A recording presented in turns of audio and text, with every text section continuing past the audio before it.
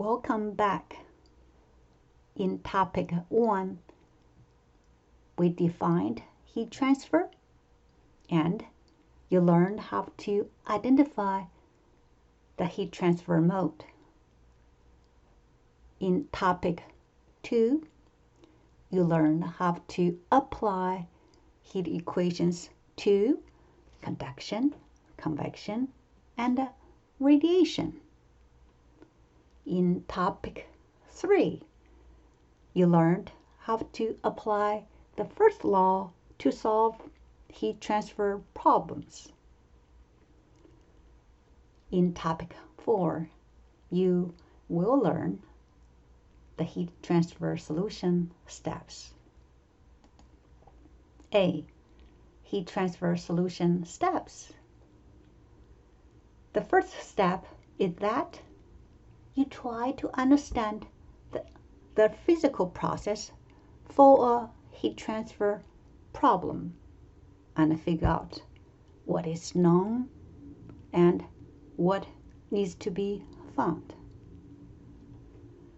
The second step is that, based upon your understanding, you identify all the heat transfer modes and label them clearly.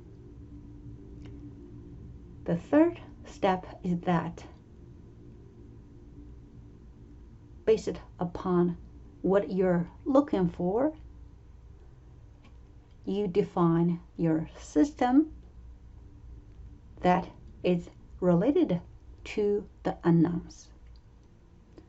This system can be a control volume or a control surface.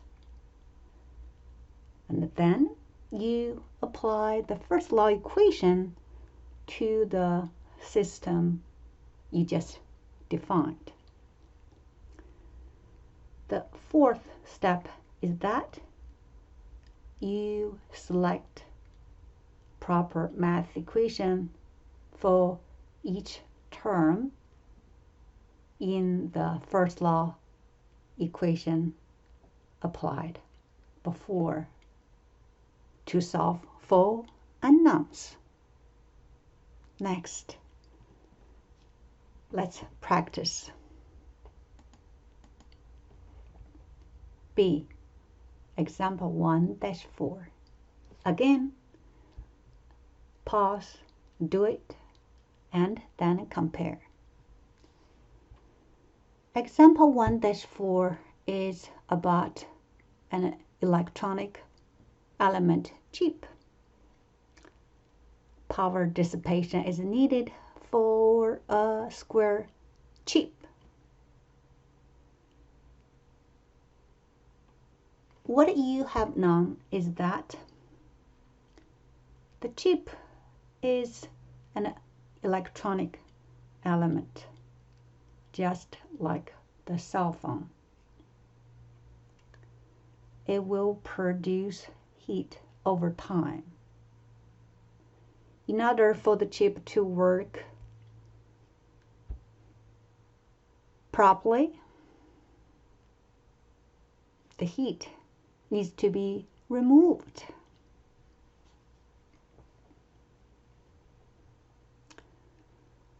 As you can see,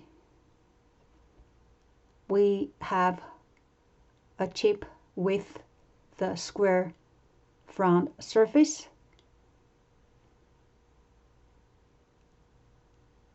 with the length of B and height of B. Therefore, the surface area A can be calculated from B squared. The surface is at a temperature Ts 85 degrees with an emissivity of 0.6. The chip itself is mounted on a substrate which is at 85.67 degrees. The four side surfaces of the chip are well insulated, indicating there's no heat flow in or out on the four side surfaces. The chip is in an enclosure.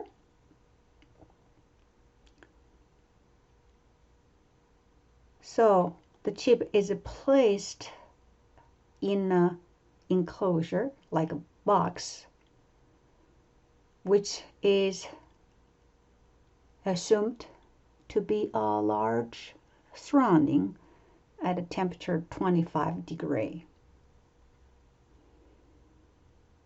The air at 25 degrees with the heat transfer coefficient H is used to pass over the chip in order to remove the heat from the chip.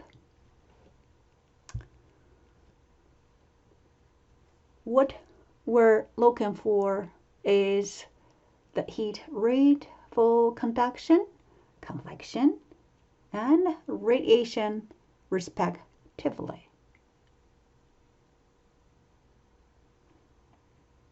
At this point, this is the first step.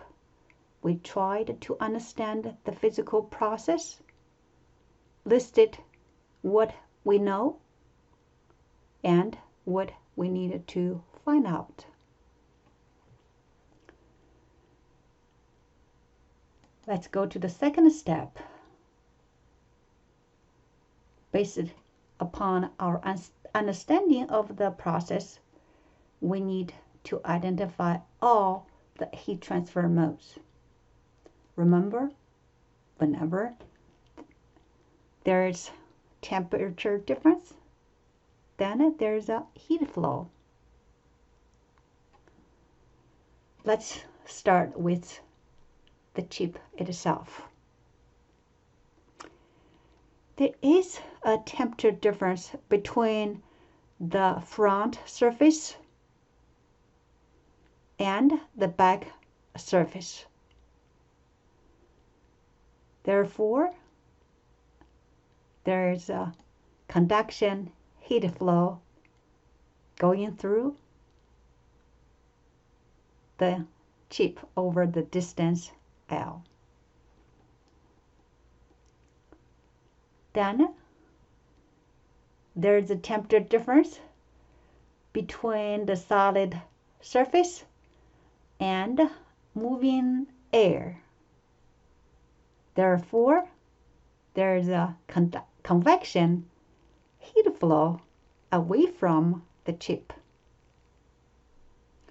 Then there's a temperature difference between the front surface and the large surrounding surface.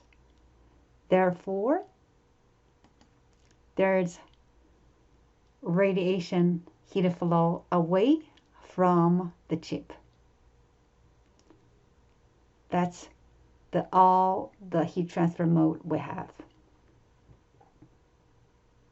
Now we can go to step 3. Define our system and apply first law. Let's go to the side view of the chip. This is the substrate, this is the chip, and this is the front surface of the chip. We have identified conduction flow goes through the chip on the front surface, the convection heat flow and radiation heat flow away from the chip. Since these 3 heat rates are the one we're looking for, then we will define our system as this control surface. Next, we apply the first law equation to our control surface. The first law states that all the energy in, all the heat in, equal to all the heat out of the control surface. Step 4. Explicitly express each term in the first law for each heat transfer mode. First, we select equation 1 for conduction heat rate. Then we plug in two numbers. This is the area which is perpendicular to the conduction heat flow. This is the thermal conductivity of the chip. This is the thickness of the chip, L. This is the temperature difference between the back surface and the front surface of the chip. Please pay attention that we always use the higher temperature minus lower temperature. Finally, we get conduction heat rate. Second, we select equation 2 for convection heat rate.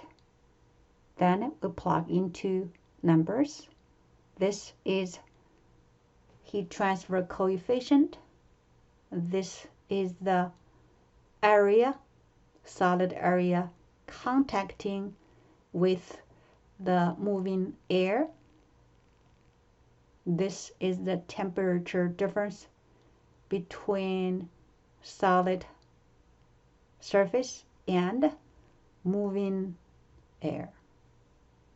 Finally, we get convection heat rate. Third, we select equation 3 for radiation heat rate.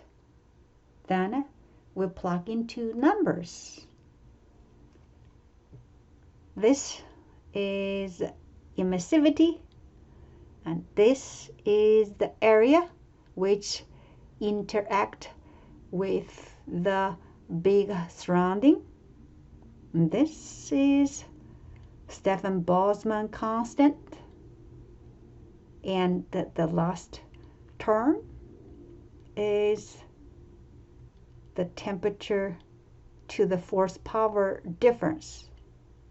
You have noticed both temperatures are converted from Celsius to Kelvin. And finally,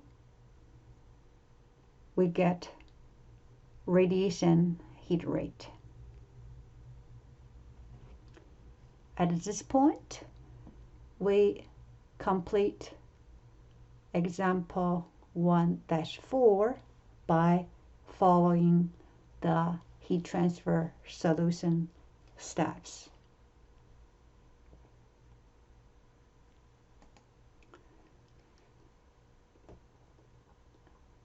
At this point, we complete Chapter 1, Introduction to Heat Transfer.